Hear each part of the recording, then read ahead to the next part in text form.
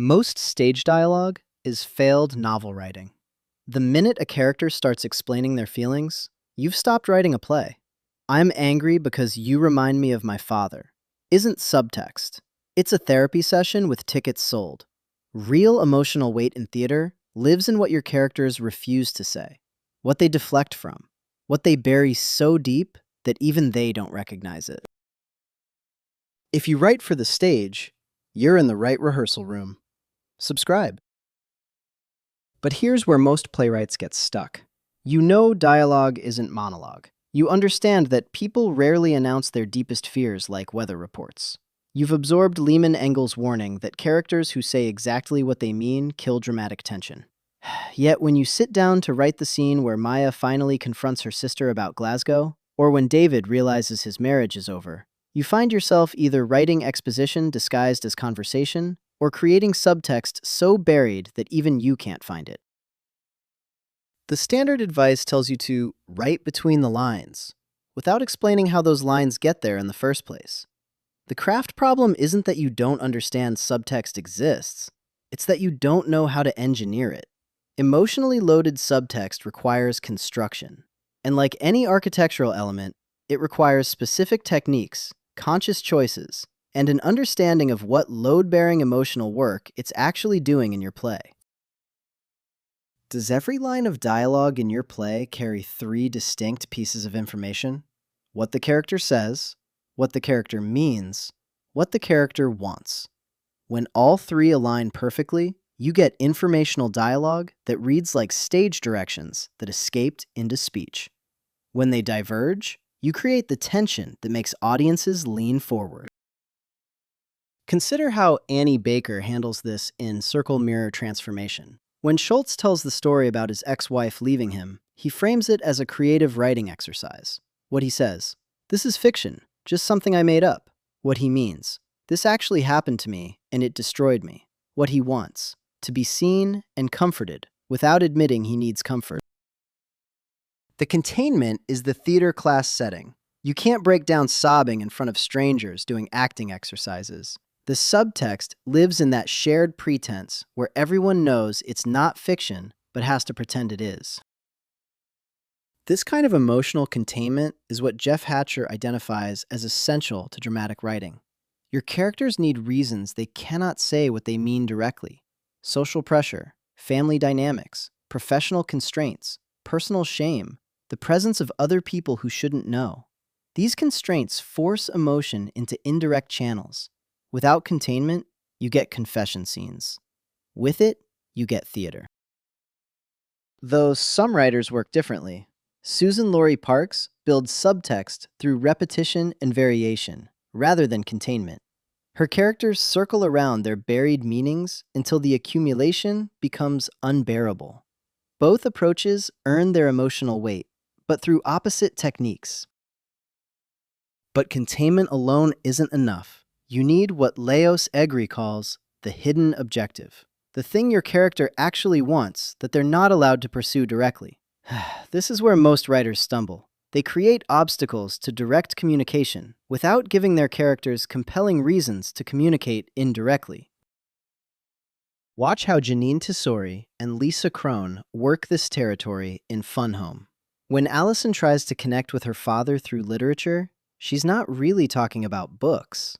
She means, "I'm gay, and I think you might be too, and maybe that's something we could share." What she wants is connection and understanding. But the containment, their family's emotional repression, the era they're living in, her father's own buried shame, forces the conversation to happen through Joyce and Wilde instead of direct confession. The emotional load gets carried by what they're not discussing.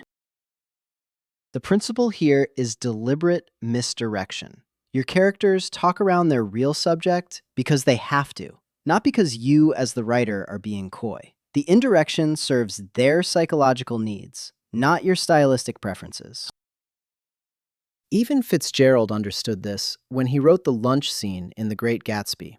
Everyone keeps mentioning the heat because Daisy can't say the emotional pressure is unbearable, that her affair with Gatsby and the impossible choice she's facing is what's really suffocating her.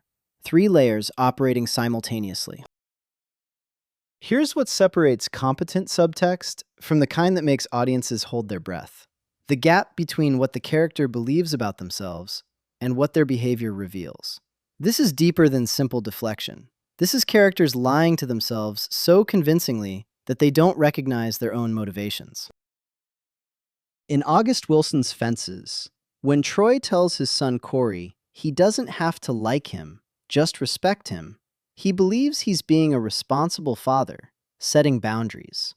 What his behavior reveals is a man so damaged by his own father's abandonment that he's systematically destroying his relationship with his son to avoid the vulnerability of love. Troy doesn't know this about himself. The audience does. This is the technique that makes Jeremy O. Harris's slave play so devastating. When the characters engage in their racial roleplay scenarios, they believe they're participating in therapeutic exercises designed to heal historical trauma. What their behavior reveals is how deeply they've internalized the very dynamics they think they're healing from.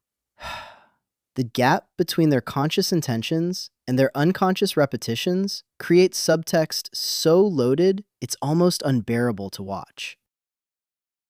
Robert McKee calls this the unconscious objective, the thing the character wants that they would deny wanting if asked directly. Though not every playwright works with buried psychology. Sarah Ruhl builds emotional complexity through poetic association rather than psychological excavation. Tony Kushner layers political and personal meaning without relying on characters' self-deception. The unconscious objective is one tool, not the only one. Take a scene from your current draft where you know the emotional stakes are high, but the dialogue feels flat. Apply the 3-layer test to every significant line. What does the character say? What do they mean? What do they want? If all 3 answers are identical, you've found your problem. Then ask, what's preventing this character from saying what they mean directly? If the answer is nothing, create containment. Add other people to the scene. Give them a secret they're protecting. Put them in a public space where emotional display would be inappropriate. Make them need something from the person they're angry with.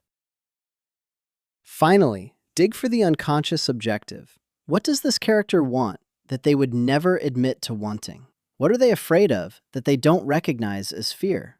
Write the scene again with that buried objective driving their physical choices, while their conscious objective drives their words. Let the audience see both tracks running simultaneously.